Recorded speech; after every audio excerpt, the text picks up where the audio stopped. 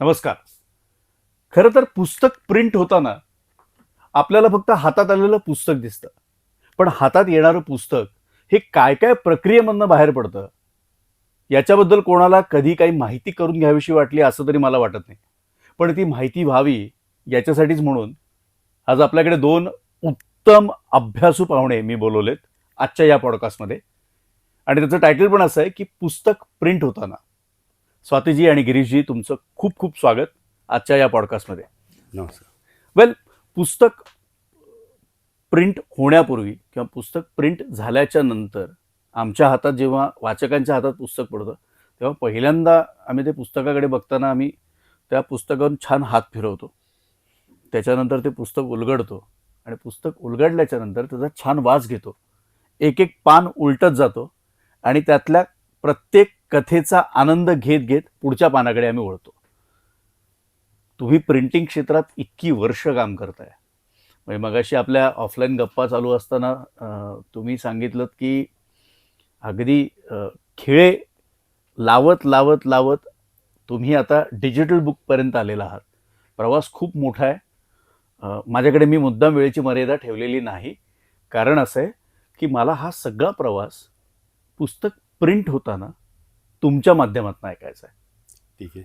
Yes, आपण अगदी सुरुवातीपासून सुरुवात करूया. अगदी. जसं तुम्ही आता म्हणलात की प्रिंटिंगची सुरुवात ही खिळे जुळवण्यापासून झाली. आता खिळे जुळवणे हा प्रकार नाही आहे, कुणाला माहिती पण नाही, पण ती एक सिस्टीम आपल्याला माहिती असावी म्हणून मी तुम्हाला थोडंसं त्याबद्दल सांगतो. बर. की पूर्वीच्या काळी म्हणजे साधारण 85-86 पर्यंतचा हा 1985-86 पर्यंत की खिळे जुळवून पानं लावली जात असत. तो म्हणजे शब्द तुम्ही नाही वापरला तरी चालेल, कारण तुम्हाला फार आवडलाय शब्द.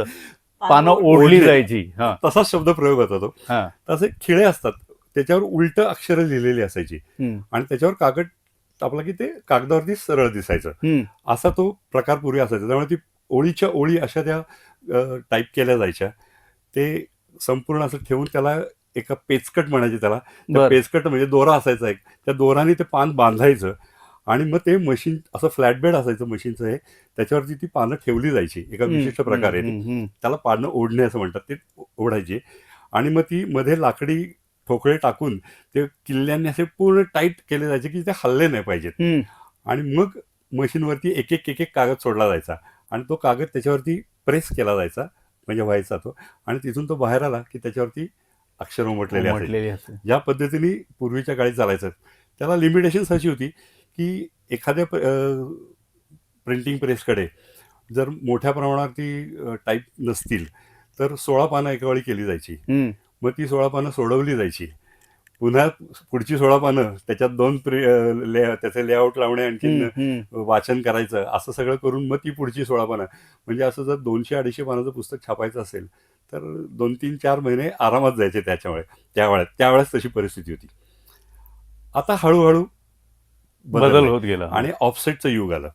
त्यामुळे ऑफसेटवरती आल्यानंतर त्याची प्रोसेस बदलली.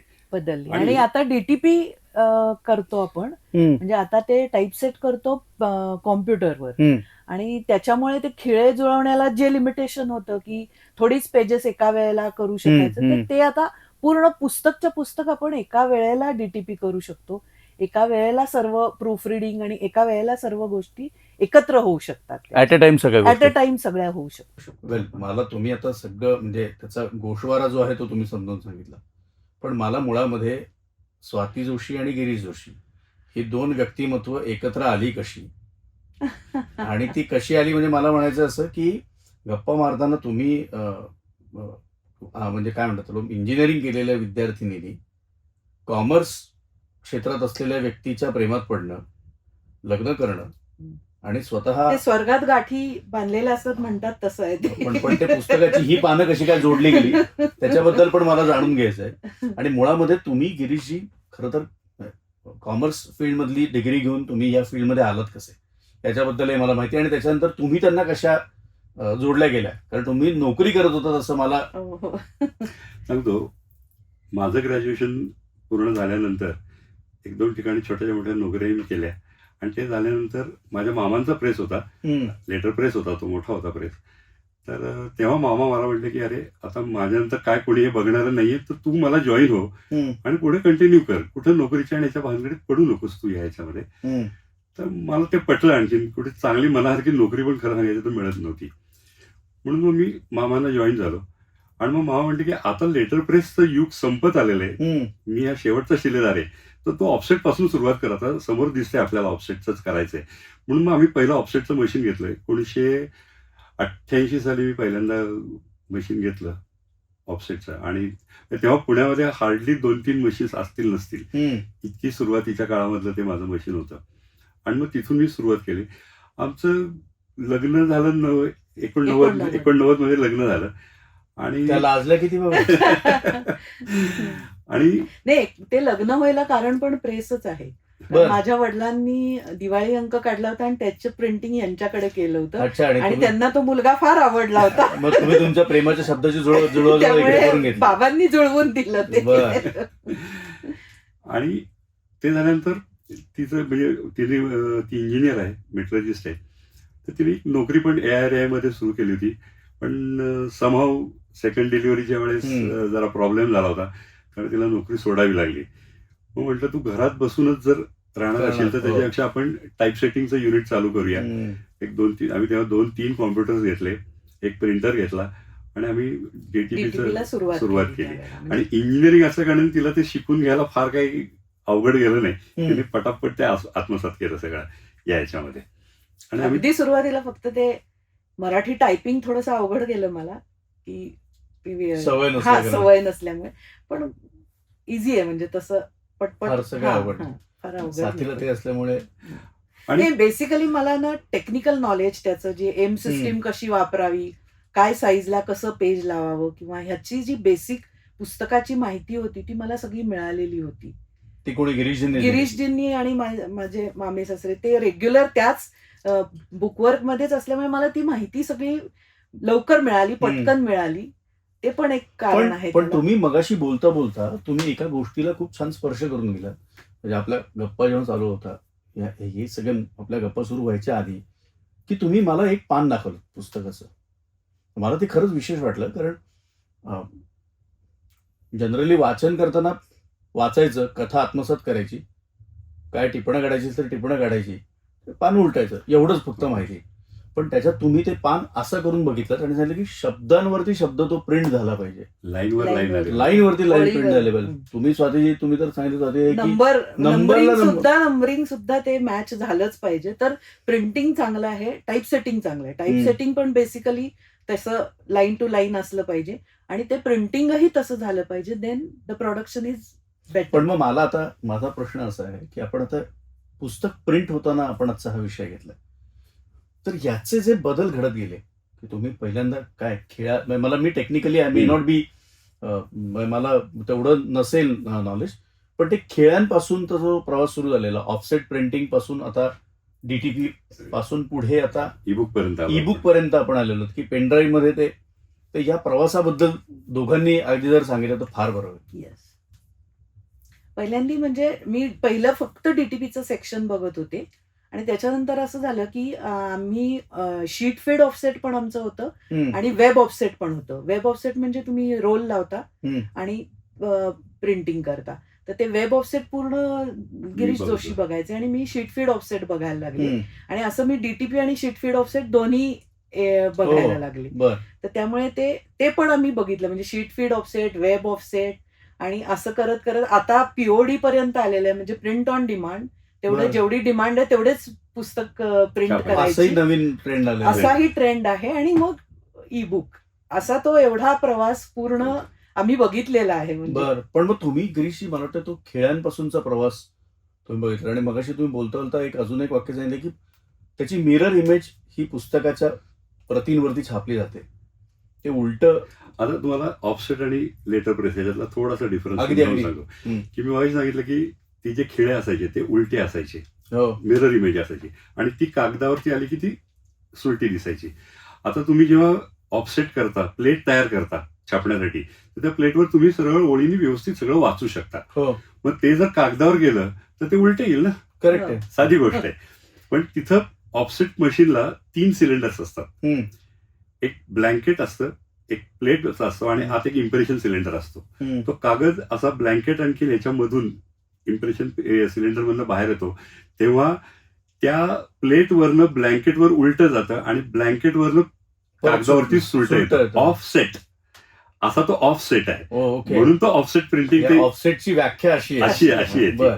आणि ते असं प्रिंटिंग त्याच्यामध्ये केलं जातं. त्यामुळे प्रिंटिंग करताना आता म्हणजे आपण थोडंसं प्रिंटिंग ह्या प्रोसेसकडे जर आपण आलो, अगदी तर प्रिंटिंग सुरू करण्यापूर्वी आपल्याला प्लेट बेकिंग करावं लागतं. आता आपण डीटीपीचं हे थोडंसं पाहिलंय, त्यासाठी आपण नंतर एक वेगळा अगदी हे करूया याच्यामध्ये की डीटीपी म्हणजे काय करायचं आणि कसं करायचं असते.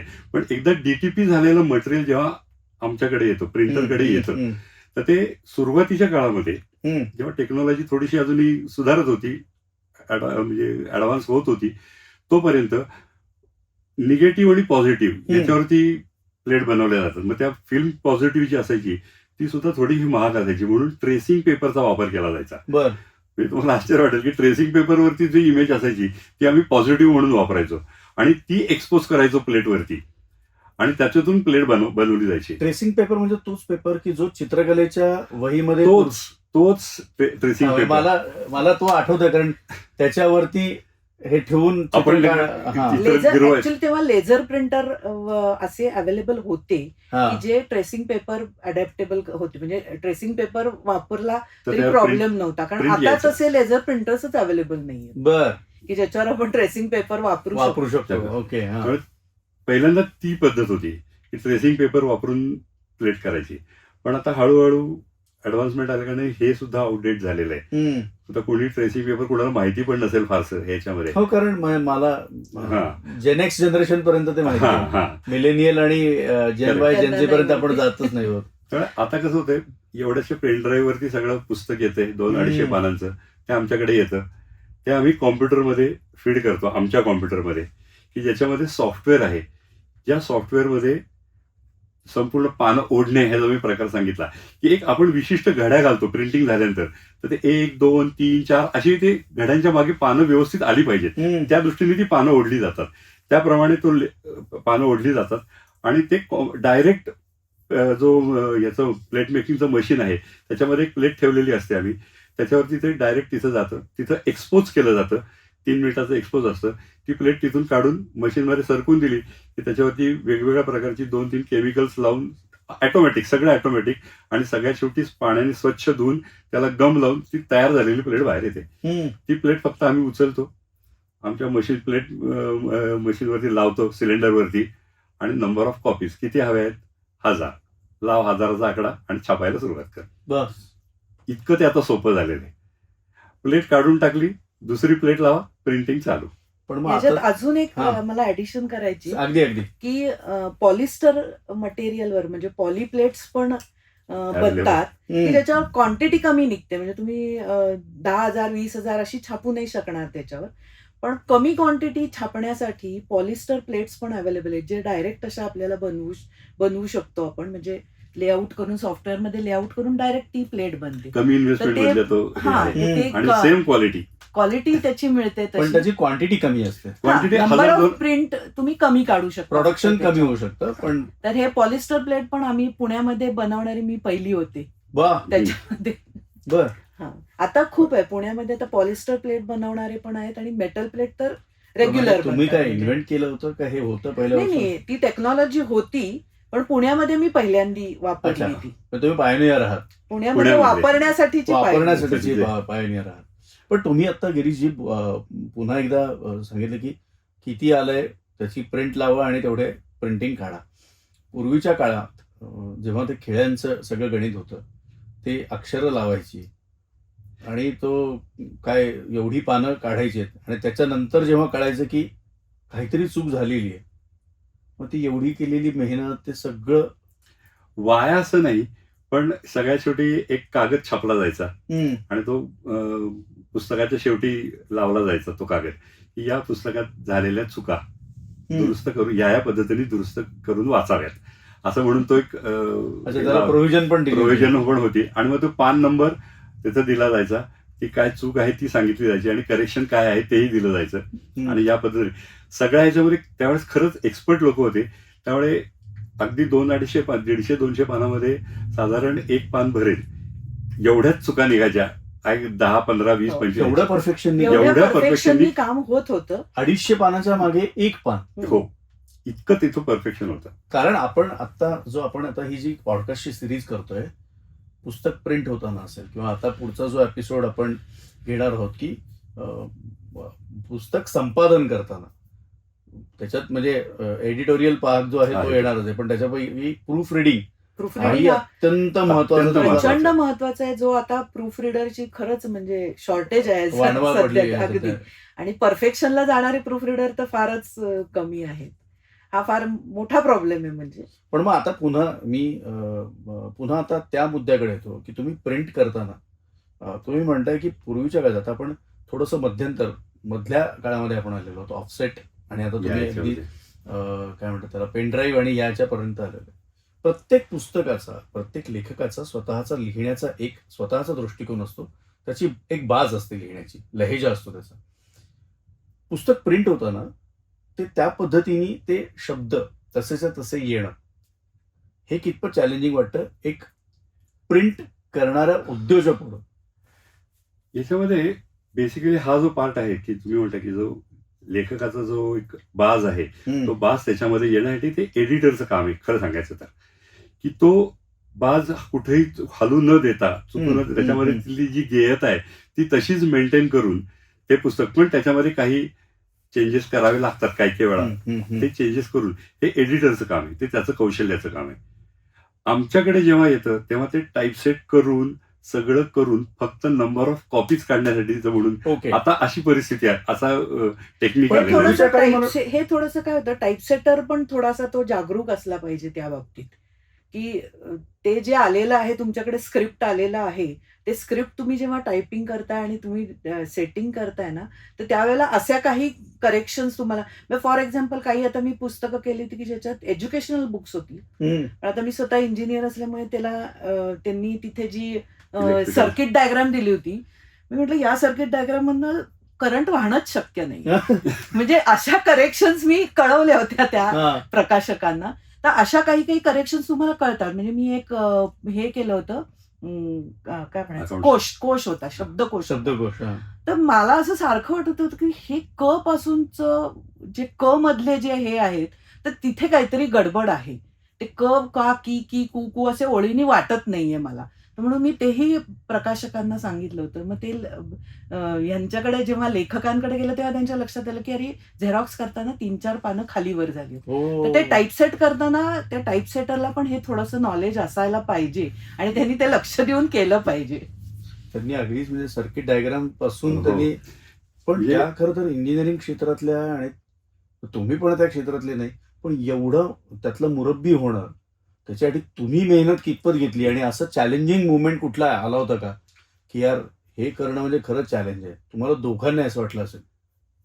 हो ना, काही पुस्तकं म्हणजे आता भारतीय तत्वज्ञानाचा बृहद इतिहासाचे 12च्या 12 खंड करताना, की पहिला खंड ज्या पद्धतीने लेआउट आहे, ज्या पद्धतीने त्याचं 2 लाईन्स मधलं अंतर आहे, जो Paragraph. पॉइंट साईज वापरलेला आहे, पॅरेग्राफ मधलं अंतर, हे 12व्या खंडापर्यंत तसंच्या तसं राहण्यासाठी आम्ही स्पेशल तशी मेहनत घेतलेली आहे. काय पद्धतीची मेहनत घेतली ती?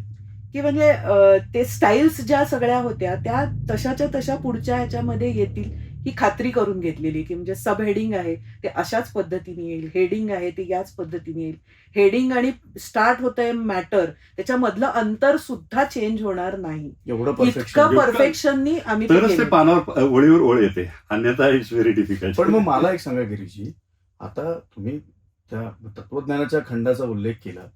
शब्दशः भाषा तत्वज्ञानाची खरंच खूप अवघड असते. म्हणजे बोली भाषा जी आपण बोलतो ती आणि लिखित स्वरूपातली भाषा याच्यात कमालीचं खूप मोठी तफावत आहे ती. अगदी अगदी. आणि ती भाषा जेव्हा तुम्ही वाचता तेव्हा ती वाचताना तुम्ही बोली भाषेसारखी वाचता, कारण तुम्हाला ते आत्मसात होतं.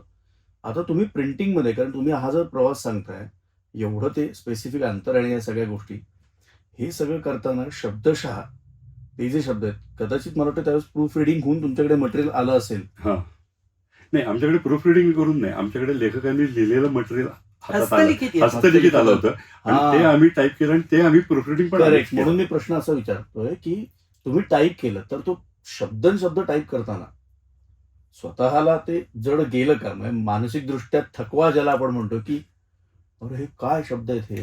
नाही मी हे त्याच्यासाठी बोलीभाषेतले म्हणजे नाही. माझ्याकडे दोन टायपिस्ट होते, त्यांना पण मी ते क्रेडिट देईन की त्या टाईप करता करता त्यांना ते इतकं आत्मसात झालं होतं की हा शब्द जो आहे त्याचं ह्रस्व असंच आलं पाहिजे, दीर्घ असंच आलं पाहिजे, कारण पहिल्या ह्याच्यात ह्या करेक्शन्स आल्या होत्या असं आणि एवढं prompt हा आणि करतायत. त्या प्रॉम्प्टली ते लक्षात ठेवा. बेसिकली कसं होतं, ती कामाला आपल्या शिस्त असेल तर आपण आपल्या माणसांनाही लावतो, ती शिस्त लावून घेतली की ते काम व्यवस्थित सहज सोपं होतच होतं. ते. तर तसं ते टाईप करतानाची पण थोडी शिस्त लावून घेतली होती आम्ही की हे शब्द म्हणजे त्यांचंही असेच आले पाहिजे. त्यांचंही क्रेडिट आहे आहे. आहे पण आता दोघंही प्रिंटिंग क्षेत्रामध्ये जवळपास मला वाटतं 2 दशकं होऊन गेली हो असतील. हो हो या 25 वर्ष तुम्ही या फील्डमध्ये आहात. गिरीशजी, आता एक थोडासा नाजूक प्रश्न. प्रिंट करताना आता स्वातीताईंचं त्या किती परफेक्शनिस्ट आहेत ते मला तुमच्याकडे बघूनच लक्षात आलेलं आहे. पण मला असं म्हणायचं की पुस्तकाचं युजर इंटरफेस ज्याला आपण म्हणतो की UI कव्हर पेज जेव्हा बनवलं जातं तर त्याच्यावरती ह्या पद्धतीची चित्र असावी, असं ते इतकं आकर्षक असावं. हे करताना तुमच्या मनामध्ये काहीतरी वेगळं चाललंय आणि त्यांच्या मनामध्ये काहीतरी वेगळं चाललंय. मी द्वंद्व नाही म्हणणार, पण अशा पद्धतीचे कधी वाद झाले का? आणि जर झाले असतील तर त्यात साहजिक आहे जिंकलं कोण? नाही वाद नाही झाले, कारण कसं होतं, ज्यांच्यासाठी आम्ही काम करायचो ना त्यांचा निर्णय अंतिम असायचा, त्यामुळे आम्ही त्यांना सजेस्ट करतोय असं आम्ही समजायचो. आम्ही वाद घालण्याचा मुद्दा नाही, नाही तुम्ही सजेस्ट करताय हे आम्ही त्यांच्यासाठी काम करतोय ना, त्यामुळे सजेस्टिव्ह अप्रोच. पण तो पॉझिटिव्हिटीकडे जास्त कोणाचा जायचा, तुमचा की त्यांचा? नाही, काही वेळा दोन्हीकडनं असं व्हायचं की एखादी गोष्ट चांगली परफेक्शनला जाण्यासाठी म्हणून मला एक गोष्ट, कुठलीच गोष्ट अयोग्य किंवा योग्य असते असं मला वाटत नाही. की अयोग्य पण नसते, त्याला 2 बाजू असतात आणि ते दोन्ही बाजू बरोबर असतात. त्यामुळे आम्ही सुचवायचो प्रकाशकांना की हे असं केलं तर जरा आम्हाला वाटतं की मला वाटतं जास्ती चांगलं. ती तिचं मत मांडायची की नाही, मला असं वाटतं की ह्या पद्धतीने गेलो आपण तर जास्त बरं होईल. शेवटी डिसिजन त्यांचा असायचं, ते सांगायचं की काय आहे ते. त्यामुळे तसे आमच्यात वाद असं कुठे मी चर्चा म्हणत चर्चा पण चर्चा म्हणून मी आपलं काय आहे की जाता आता म्हणलं कुठेतरी आपली काडी लावून दिली तर नाही तसा प्रयत्न काय उपयोग नाही होणार. प्रिंटिंग मध्ये कुठेतरी आपलं किंवा काहीतरी आपल्याला मिळेल. थोड्या दिवसांनी खरं ऍक्च्युली असं झालं की मी शीटफेड बघत होते आणि ते वेब होत होते, त्यामुळे काही वेळेला असं व्हायचं की आम्हाला माहिती नसायचं की ते काय काम करतायत आणि मी काय काम करते, असंही होत होतं. या सगळ्या ह्याच्यामध्ये दोघांनी एकमेकांकरिता वेळ जो दिला, कारण साहजिक आहे दिवस रात्र आणि डेलिव्हरेबल्स पण तसे असल्या कारण स्वतःमधलं माणूस शोधताना आणि पुस्तक प्रिंट होताना कितपत चॅलेंजेस आले? येतात नाही. हे सगळं करत असताना थोडंसं आपल्याला कौटुंबिक सुद्धा विसरावं लागतं. म्हणजे फ्रँकली स्पीकिंग, माझ्या 2 मुली मोठ्या कशा झाल्या हे आम्हाला दोघांनी माहित नाही. अगदी खरं सांगायचं तर, कारण जास्त सपोर्ट होता मला, माझ्या support सासूबाईंचा आणि माझ्या आईचा, दोघींचा सपोर्ट असल्यामुळे त्या गोष्टी आम्ही म्हणजे पूर्ण वेळ आणि 24 तास सुद्धा काम करायची वेळ आली तरी करत होतो.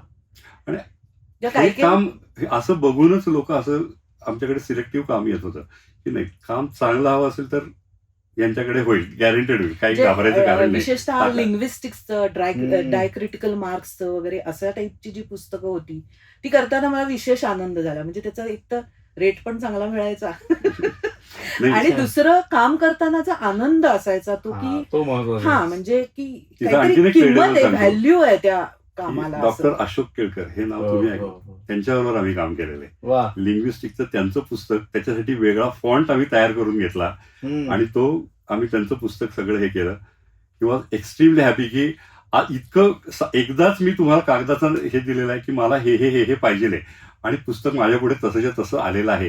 हे आजपर्यंत म्हणजे माझ्या आयुष्यात घडलेलं नाही, ते पहिल्यांदा घडलेलं हे त्यांनी आम्हाला. थोडंसं कामाची शिस्त आणि परफेक्ट असण्याचा फायदा होता, आग्रह, आणि तो आग्रह ठेवला की ते आपोआप सोयीच म्हणजे होतं ते आपोआप. वा. पण आता आपण अगदी म्हणजे काय म्हणतात त्याला, आपण चर्चेच्या आता खरं तर उत्तरार्धाकडे आपण आलेलो आहोत. कारण आपण खेळांपासून सुरू झालेला प्रवास ऑफसेट प्रिंटिंग पासून DTP पासून आपण आता ई-बुक कडे आलेलो आहोत. जाता जाता आपण म्हणजे मध्यंतरीच्या आपल्या या सगळ्या गप्पांमध्ये अगदी व्यक्तिगत सुद्धा तुम्ही तुमची मतं सांगितली, काय गोष्टी शेअर केल्या त्याबद्दल खरंच खूप आनंद आहे. पण मला ना त्या सगळ्यांमध्ये एक अत्यंत काय डोळ्याला सुखावणारी गोष्ट जी असते ती म्हणजे तो जो शब्दांचा फॉन्ट आहे तो सगळ्यात जास्त सुखावणारा असतो. काही काही फॉन्ट आपल्याला डोळ्याला की आपण वाचवत नाही. वाचवत नाहीत आणि काही काही फॉन्ट असतात की त्यांच्याकडे फक्त बघत राहावं असं वाटतं, वाचणं दूर राहतं. बरोबर. तर असे जे फॉन्ट्स असतात त्याच्यापैकी तुम्ही मगाशी गप्पा मारता मारता तुम्ही एक नटराज नावाच्या एका फॉन्टचा उल्लेख बद्दल केला. बोललो होतो. तो बरोबर. अतिशय वाचण्यासाठी अतिशय चांगला फॉन्ट आहे की तो बघितल्यानंतर ते वाचन सुद्धा वाचावं, हम्म. असं वाचन करावं त्या ह्याचं पुस्तकाचं असं वाटावं असा इतका तो छान फॉन्ट आहे. असे एक 2-3 फॉन्ट पूर्वीच्या सुरुवातीच्या काळामध्ये, आता 10 नंबर ऑफ फॉन्ट झालेले आहेत, चांगले चांगले पण फॉन्ट्स आलेत, नाही याच्यातला भाग नाही. पण पूर्वीच्या काळी तो तसा होता आणि त्यामुळे आम्ही तोच अडॉप्ट केला की नाही आपल्याला ह्याच पुस्तकात. त्यामुळे आम्ही जी टाईप सेटिंग केली पुस्तकं त्याची छपाई जर बघितली तर खरंच म्हणजे समाधान, म्हणजे मला तरी समाधान काही मिळालं. शब्द असतात ते असे बोरूनी लिहिल्यावर कसं काही टोक येतो हा. वगैरे, तो म्हणजे तो काही जणांना आवडतो, काहींना असं युनिफॉर्म लिहिलेलं आवडतं. तर तसे फॉन्ट्स भरपूर अवेलेबल आहेत, तेव्हाही होते, आताही आहेत. तर त्याच्यामुळे ते ऍक्च्युली ते पुस्तक कसं आहे काय आहे ह्याच्याप्रमाणे आपण ते बदलू आणखीन एक शकतो, गोष्ट करू आहे शकतो. की आपण गोष्टीची, कादंबरीची जी पुस्तकं असतात किंवा एज्युकेशनल बुक्स असतात याच्यामध्ये थोडासा कुठला फॉन्ट वापरायचा कुठला नाही वापरायचा याचं चॉईस याचा आहे. आपण चॉईस केला पाहिजे, केला जायला पाहिजे. तो तेवढा वेळ व्ह्यू पाहिजे तुम्हाला की कुठला हे वापरायचा. जसं एखादं ते पुस्तक छापायची वेळ येते तेव्हा कुठला कागद सिलेक्ट करायचा हे सुद्धा तुम्हाला ठरवायला पाहिजे. तुम्ही एज्युकेशनल पुस्तकं घेतलीत तर तुम्ही बाजारात बघितलं तर ती खूप स्वस्त असतात. हम्म. त्याच्यासाठी मॅपलिथो सारखा पेपर वापरून काही उपयोग नाही. त्याला म्हणजे प्रिंटिंग ते पेपर फाटलं पाहिजे ना पुस्तक, हो. तर पुढच्या वेळेला पुढचं नवीन येणार घेतलं नाही. पाहिजे. अच्छा, हाही व्यावसायिक दृष्टिकोन आहे त्याच्यात. असायला तेव्हा- पाहिजे. असं बरं. म्हणजे प्रकाशकाच्या दृष्टीने जेव्हा प्रकाशक हे बघणार आहे की प्रिंटिंग आपण करतोय तेव्हा त्याला हा पण व्ह्यू ठेवला पाहिजे की माझ्याकडे परत परत हे पुस्तक जर लोक विकत घेतील तरच माझा व्यवसाय हा चालू हो राहणार हो. आहे. तर हा पण एक व्ह्यू असलाच पाहिजे ना की पुस्तक फाटलं पण पाहिजेच ना. बापरे. पण त्याचं सौंदर्य वाढण्यासाठी कादंबरी किंवा गोष्टी कथा संग्रह जो असतो त्याचं सौंदर्य वाढण्यासाठी तुम्हाला मॅपलिथो सारखा चांगला पेपरच वापरला पाहिजे, तरच ते पुस्तकाला मॅपलिथो मॅट फिनिश नाही, सॉफ्ट एकदम असतो. हा. तो थोडासा कॅलेंडरिंग केले. हा कॅलेंडरिंग केलेला असेल त्यामुळे तो छान असतो तो पेपर. अच्छा, ही एक नवीन संकल्पना कॅलेंडरिंग केलेलं. हा. हा म्हणजे कसं असतं न्यूज प्रिंट, आता डेली आपण न्यूजपेपर बघतो तर न्यूज प्रिंट पेपर असतो तो पटकन फाटून तो खराब होऊन जातो लवकर. आणि हा थोडासा पण ग्लॉसी, glossy थोडासा असतो. ग्लॉसी सॉफ्ट असतो तो, आणि त्याचं आणि- वेट जास्त असतं, 70 GSM वजन असतं वजन त्याला. असतं त्याला, पेपरचं स्वतःचं पेपरचं वजन. स्वतःचं वजन असतं. आणि मगाशी बोलता बोलता अजून एका गोष्टीचा उल्लेख केला तुम्ही की मासिकं वगैरे जी निघतात त्याच्या आउटलाईन्स ज्या असतात त्या अगदी शेवटपर्यंत असतात आणि त्याच्यात Layout. कटिंग होताना खूप ते सगळं काळजीपूर्वक. मग करायला. हा काय प्रकार आहे? कारण मग तुम्ही मायथॉलॉजिकल पुस्तकांचं आता उदाहरण दिलं, हे पिक्चर हे चित्र हे इथे परफेक्ट बसलं पाहिजे बरोबर. आणि मासिकांमध्ये वगैरे ते पूर्ण पानभर असतात.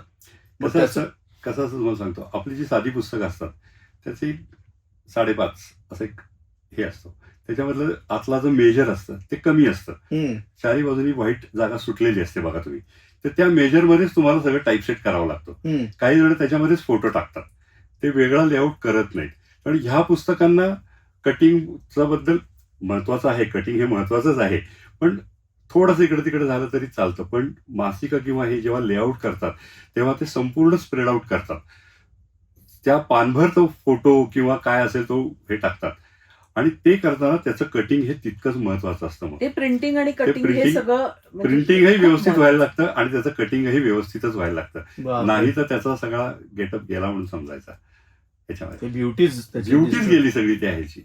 त्यामुळे तो किंवा इव्हन हे प्लेट मेकिंग करून प्रिंटिंग करताना त्याला किती डॉट असला पाहिजे, DPI किंवा हे, तर ते सुद्धा पेपरवर अवलंबून असतं की पेपर कुठला तुम्ही वापरणार आहे त्याच्याप्रमाणे ते पण ठरवावं लागतं. तर प्रिंटिंग मध्ये ह्या बऱ्याच गोष्टी आहेत अशा की टेक्निकल गोष्टी आहेत, म्हणजे या की ह्या लक्षात घ्याव्या लागतात की पेपर कुठला असणार आहे त्याप्रमाणे तुम्ही प्रिंटिंग करायचं आहे. पण मग किंवा आता तुम्ही जेव्हा डिजिटल बुककडे तुम्ही वळालेला आहात, हो, एखादे म्हणजे अगदी नवीन उद्योजक समजा म्हणाला की मला प्रिंटिंग मध्ये पुन्हा यायचंय, तर त्याला भविष्य कितपत आहे? पण मग कारण एवढं किचकट जर असेल तर त्याला त्याने नाही नॉलेज नाही, तर आता मिळवायला. आता कसं आहे, आता प्रिंट ऑन डिमांड सुरू झालेलं आहे.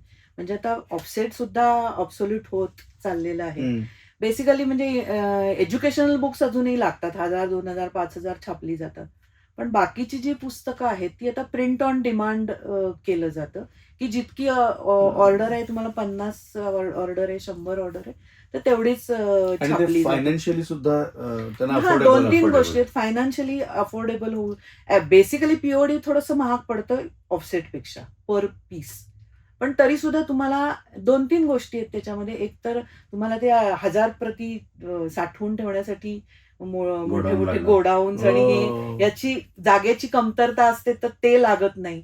आणि तुमचं पुस्तक किती ज्याप्रमाणे चाललंय तेवढीच तुम्ही काढून ठेवू शकता. काही वेळेला असं होतं, एखादं पुस्तक खूप सुंदर असतं, पण नाही चालत, बाजारात नाही विकलं जात, तर त्या 500 प्रती पडून राहिल्या तर आपल्याला ते लागून राहतं.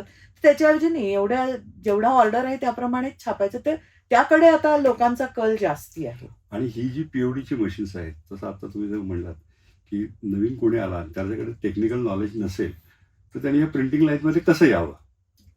साधा प्रश्न आहे. हा, म्हणजे आता- माझं आपला मुळात हा. ही पुन्हा लोकांनी त्याकडे वळावं एवढाच त्याच्या आता पाठीमागे हेतू आहे. एवढीची मशीन्स अशी आहेत की ऍब्सोल्युटली तुम्हाला काही करावं लागत नाही. काही ते फक्त ते मशीन कसं चालवायचं एकदा समजून घेतलं की ते मशीन त्याचं ते सगळं करत असतं. त्याची शाई सुद्धा तो परफेक्ट किती शाई पाहिजे हे सुद्धा त्याचं तो ठरवतो आणि प्रिंटिंग काढतो. त्याचं जर प्रिंटिंग तुम्ही बघितलं, तुम्ही म्हणाल वा काय सुंदर प्रिंटिंग केलं, या माणसाला खरंच खूप नॉलेज आहे. काही नाही, त्याला नॉलेज असायची गरज नाहीये. हे सगळं मशीनचं सगळं मशीनचं हे आहे. इतकी आता सॉफिस्टिकेटेड मशीन्स निघालेली आहेत सगळ्याची. पण मग आता पुन्हा ई बुक कडे तुम्ही वळालेला आहात, हो. पण तुमचं प्रेम अजूनही तिथे, म्हणजे जीव तिकडे अडकलेला आहे थोडासा. हा, म्हणजे म्हणजे माझ्या पिढीचे पुष्कळ जण अजून अशी आहेत की हातात पुस्तक धरून वाचायला हा, आवडतं असं आवडतं. म्हणणारी खूप जण आहेत. इव्हन म्हणजे नवीन जनरेशन मधली सुद्धा लोक अशी आहेत की ज्यांना नाही, ते किंडल हातात धरून वाचण्यापेक्षा पुस्तक हातात धरून वाचायला आवडतं, अशी आहेत पण लोक. खरं सांगू का, माझं मत थोडंसं वेगळं आहे.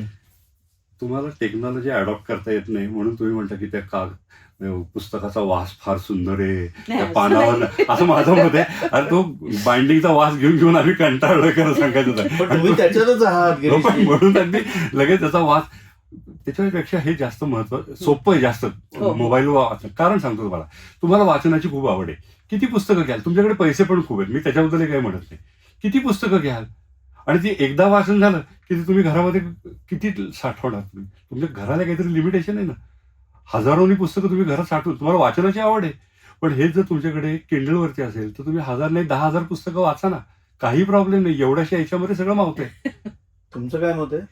नाही, माझंही म्हणजे व्यावसायिक दृष्ट्या बघितलं तर ई बुक आणि आत्ताच्या परिस्थितीनुसार सुद्धा, कारण आता ट्रॅव्हलिंग वगैरे करणारं हे असेल तर तुम्ही फक्त किंडल कॅरी केलं तर नाही, हे नको पुस्तक दुसरं वाचूया, तर हे तुम्ही किंडलवर करू शकता. पण मग 4 Kindle वर- पुस्तकं घेऊन नाही जायला लागत. पण मग किंडल वरती जर करायचं म्हटलं तर मग ते तुमच्यासारखा व्यावसायिक पुन्हा तयार होणार नाही ना प्रिंटिंग मधला.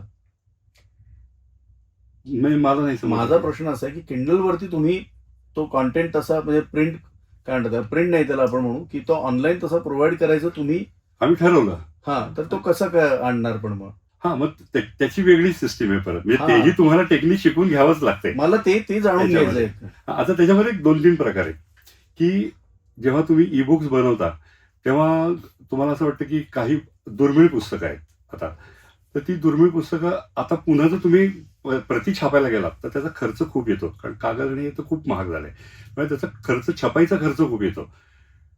तर पण ती पुस्तकं जर नाही आपण मेंटेन केली, ठेवून दिली नाही, तर ती दुर्मिळ पुस्तकं दुर्मिळ होऊन जाते. दुर्मिळ म्हणजे दुर्मिळातली दुर्मिळ नाहीशी होऊन जातील ती. हम्म. तो कंटेंटच नाहीसा होऊन जाईल, कारण कागद जर खराब झाला तर तो रिस्टोर नाही रिस्टोर होत करता येणार आणि तो पुन्हा छापणं परवडणार नाही. बरोबर मग आहे. त्याच्यासाठी ई बुक करणं हे सगळ्यात चांगली सोय आहे ही झालेली आता ह्याच्यामध्ये. पण ते पुस्तक ई बुक करायचं ते कसं करायचं? मग पुन्हा टाईपसेटिंग करायचं का सगळं? तर नाही, त्याच्यात जाणारा वेळ खूप आहे ह्याच्यामध्ये. मग आता त्याच्यामध्ये असे की तुम्ही ते स्कॅन करू शकता. हम्म. स्कॅन केलं की ते पीडीएफ फॉर्म मध्ये तयार होतं. ते पीडीएफ तुम्ही, आपल्याकडे कन्व्हर्टर्स आहेत, त्या कन्व्हर्टरच्या युजनी आपण ते मराठी फॉन्टमध्ये, वर्ड फाईलमध्ये ते कन्व्हर्ट करू शकतो. पण आपली जी शेवटी मराठी भाषा तुम्हाला माहिती आहे, दीर्घ, ऱ्हस्व, दीर्घ, जोडाक्षरं इतकी आहेत की ते कन्व्हर्टर फॅसिलिटी जी आहे, कन्व्हर्जन फॅसिलिटी, ती अपुरी ती पडते. सुद्धा एवढी परफेक्ट नाहीये. त्यामुळे त्याच्यामध्ये त्याला जे काय वाचेल, प्रिंटिंग चांगलं असेल नसेल, एखादा काय शाईचा धब्बा झाला असेल, काही आला असेल तिथे, तर त्याच्याप्रमाणे ते स्कॅन होतं आणि त्याच्यामुळे पीडीएफ होते. ते कन्व्हर्जन त्याला लिमिटेशन्स आहेत, त्यामुळे त्याचंही प्रूफ रिडिंग हे करावं लागतं. पण ठीक आहे, हरकत नाही. प्रूफ रिडिंग चांगलं झालं तर ते ईबुक आपण त्याला कन्व्हर्ट करू शकतो त्या ह्याच्यामध्ये. आणि अशी दुर्मिळ पुस्तकं आपण आत्ताच, म्हणजे आता 2 दिवसच झालेत, मला एक ऑफर आली आहे की जवळजवळ 7,000 पानं दुर्मिळ पानं आहेत, म्हणजे दुर्मिळ पुस्तकं आहेत, 300 दुर्मिळ पुस्तकं आहेत, 7,000 पानं आहेत, तर ती आपल्याला ईबुक करायची आहेत, तर तुम्ही कराल का म्हणून. वा वा. पण त्याचा अजून एक फायदा ई बुकचा असा आहे की आता मी इथे भारतात छापले मराठी पुस्तक, पण अशी मराठी माणसं जगभर पसरलेली आहेत आणि त्यांनाही असं वाटतं की आपल्याला ते मराठी वाचायला मिळावं. तर त्यासाठी हा ई बुक हा उत्तम पर्याय आहे, कारण ते जगभर तुम्हाला जाऊ शकतं, कुठेही तुम्ही वाचू शकता. हा ई बुकचा हा एक अजून एक फायदा आहे की म्हणजे ते पुस्तक पाठवा पोस्टाने किंवा हे असं करावं लागत नाही. ई बुक तुम्हाला अवेलेबल असेल तर तुम्ही वाचू आणखीन शकता ते. फायदा त्याचा आहे, आर्थिक फायदा असा की एक 150 पानाचं प्रोडक्शन पुस्तक करायचं असेल तर त्याची 150 ते 200 रुपये किंमत ठेवावी लागते. हे 150 पानाच्या पुस्तकाची ईबुक करायची असेल आणि प्राइस ठेवायची असेल तर 70-80 रुपये, 90 रुपये सुद्धा तुम्ही ठेवू शकता. कॉस्ट वाईज Cost wise सुद्धा effective आहे. इफेक्ट आहे. कारण कागद नाही, प्लेट नाही, प्रिंटिंग नाही, बाइंडिंग नाही, कुठलाच खर्च नाही ना, फक्त टाईप सेटिंगचा खर्च आहे, तेवढाच खर्च आहे. आणि अपलोडिंगचा आणि uploading uploading चा काय. लायसनिंग त्याचं करून घेणं. आणि हम्म. पण मग ह्याच्यात कॉपीराईटचा पण मला वाटतं तो तुमच्याकडेच येतो का, कॉपीराईट Copyright- होऊनच तुमच्याकडे गोष्टी हा, म्हणजे आमच्याकडे तसाच येणं अपेक्षित आहे, कॉपीराईट तो क्लिअर असणं. तसं पुस्तक येणं म्हणजे चोरी करणं आहे ते, विच इज नॉट. हा नाही, कारण आता तोही एक प्रकार खूप सध्या वाढीस लागलेला आहे की तुम्हाला इझिली गोष्टी म्हणजे ऑनलाईन लोक कसं आहे, अजूनही- नाही नाही, तसं ते प्रिंटिंग मध्ये सुद्धा होत होतं. म्हणजे कुठली पुस्तकं, आता समजा एक खूप चालणारं पुस्तक आहे तर त्याच्या झेरॉक्स ट्रेसिंग मारा आणि छापा असं करणारे पूर्वी लोक होते. रॉकेल त्याचं म्हणजे काय सायक्लो असं सायक्लो स्टाईल स्टाईल काहीतरी करू म्हणजे माझ्या त्यावेळेस करायचे. हा, आता म्हणजे ते रेग्युलर चोरायचं असेल तर ते कुठेही कसंही चोरता येतं, चोरायचं. कसंही चोरता येतं, तो मुद्दा नाही. तुमचं एखादं पुस्तक चांगलं बाजारात चालतंय हे एकदा मला कळलं आणि मी जर त्याच धंद्यात असेल तर मी जसंच्या तसं, म्हणजे तुम्ही छापलेली कॉपी आणि मी छापलेली कॉपी ओळखून दाखवा मला, इतकं सहज कॉपी करता येतं आणि लोक करतात. आणि तुम्ही 1000 प्रती छापता, मी 5000 प्रती छापून त्या विकतो. इतकी परिस्थिती आता बाजारामध्ये आहे चांगल्या पुस्तकांच्या बाबतीत, आणि हे तुम्ही थांबवू शकत नाही दुर्दैवाने.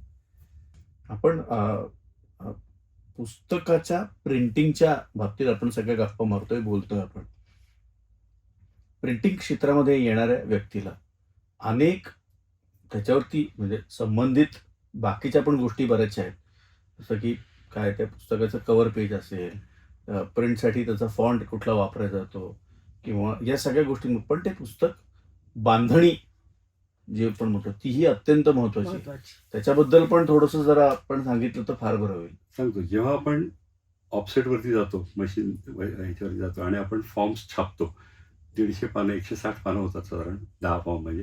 तर ती 10 फॉर्म छापून झाले की त्या प्रत्येक कागदाचा घडी घातली जाते. फॉर्म 1 ते 16 पानं या पद्धतीने सगळी घडी घातली जाते. ते 10 फॉर्म असे इकठ्ठे करून ठेवतात आणि ते एकमेकांवर ओढतात. म्हणजे पहिला शेवटचा फॉर्म पहिला, मग त्याच्यावर वरती पहिला असं करून ते सगळे पानं जुंपणी केली जाते. त्या सगळ्याची ती जुंपणी केली की ती बाइंड करणं गरजेचं असतं, म्हणून त्याला परफेक्ट बाइंडिंग म्हणतात. ते परफेक्ट बाइंडिंग केलं जातं. ते मशीनमध्ये तो सोडला जातो. इकडच्या बाजूला कव्हर ठेवलं जातं. ते एका संपूर्ण खालच्या बाजूला कट होऊन त्याला गम लागतो आणि ते कव्हरवरती येऊन थांबतं. त्याला कव्हर चिकटलं जातं, पुस्तक बाहेर, आणि मग त्याचं फायनल कटिंग. या पद्धतीने बाइंडिंग सेक्शनमध्ये काम केलं जातं. त्याच्यामध्ये फोल्डिंग सुद्धा हा जो भाग आहे हा सुद्धा आता मेकॅनिकली होतो. मशीनमध्ये घातलं की कागद पटापटा फोल्डिंग करून बाहेर येतात. ताशी 10,000 स्पीड, एवढ्या यांनी सुद्धा मशीन फोल्डिंग. 10,000 पेजेस, 10,000 शीट्स, तासाला 10,000 शीट्स फोल्ड होऊन बाहेर येतात. हे आता मेकनाइज्ड खूप झालेलं आहे. म्हणजे प्रिंटिंग क्षेत्रामध्ये सुद्धा स्पीड already आलेलं आहे. आलेला आहे. म्हणजे ऑफसेटमध्ये सुद्धा आता 2 कलर मशीन्स आहेत, 4 कलर मशीन्स वगैरे जी आहेत, 6 कलर मशीन्स आहेत, ते मशीनलाच गोल्डन एम्बॉसिंग करून किंवा लॅमिनेशन करून म्हणजे खूप ऍडव्हान्समेंट, आणि डे बाय डे ते जास्ती जास्ती ऍडव्हान्स होत चाललेलं आहे. माझा म्हणजे माझा daily- माझा असा आता मगाशी गिरीश जसं म्हणाले की ते जे आहे पुस्तकाचा वास आणि ते थोडंसं त्यांनी टेक्नॉलॉजीकडे हे केलं. मला खरं तर माझ्या मनात तसा एक प्रश्न आला होता, हो पण पुस्तक वाचताना मला एखादं वाक्य आवडलं तर त्याच्या खाली मी अंडरलाईन करू ठेवू शकतो लाल पेनाने. हो. तर नाही, पण ते येतं ना किंडल नाही नाही, ते म्हणलं ना, त्यांचं उत्तर तयार असणार आहे त्याच्यावर की अरे प्रसाद ते काय किंडल मध्ये तू मार्किंग नाही करू शकणार का? खरंय. मार्किंग करू शकतो. जसंच तसं तुम्हाला देऊ शकतो इलेक्ट्रॉनिक्सच्या माध्यमातून. तोही व्यवसाय वृद्धिंगत व्हावा आणि त्याही क्षेत्रामध्ये भरभराट व्हावी. पण प्रिंटिंग जे आहे, पुस्तक जे आहे, ते मात्र जिवंत राहावं असं मला खरंय, वाटतं की खरंय. हे आजच्या आपल्या गप्पांचं सार आहे असं म्हणायला हरकत नाही. नक्कीच नक्कीच. खरं तर तुम्ही दोघेही तुमचं म्हणजे खरं तर आज आता सुट्टी नसेल तुम्हाला, तुम्ही तुमचा व्यवसाय सगळं सांभाळून इथे आलात आणि खूप उपयुक्त माहिती आणि ज्याला आपण म्हणतो की विस्तृत, फक्त टच पॉइंट्स नाही तर त्याच्या पाठीमागे काय कारण आहे, त्याच्या पाठीमागे काय घडतं याच्याबद्दल पण खूप माहिती दिली. आणि गिरीशजी आणि स्वातीताई खूप अभ्यासपूर्ण माहिती दिली. मला वाटते प्रिंटिंग क्षेत्रात येणाऱ्या व्यक्तीला पूर्वी काय होतं, मधला काळ काय होता, आत्ताचा काळ काय आहे आणि कालानुरूप मला कसं बदलणं आवश्यक आहे, टेक्नॉलॉजी अडॅप्ट करणं कसं आवश्यक आहे, या सगळ्या गोष्टींना तुम्ही स्पर्श केलात. खूप छान मजा आली आणि गप्पा मारताना. मला वाटतं पुस्तक हातात पडणं, पान उलटणं, त्याचा सुवास घेणं, कथा आत्मसात करणं आणि लोकांना गोष्टीच्या स्वरूपात सांगणं हे इतकं सोपं नाही. खरंय, त्याच्या मागे खूप कष्ट आहेत. अगदी कष्ट आहेत आणि त्या सगळ्या कष्टाचं चीज तुमचं नक्की व्हावं, भरभरून यश तुम्हाला या क्षेत्रात मिळावं. आपल्या या आजच्या या पॉडकास्टमध्ये तुम्ही आलात आणि खूप छान गप्पा मारल्या, त्याबद्दल धन्यवाद. धन्यवाद. थँक्यू.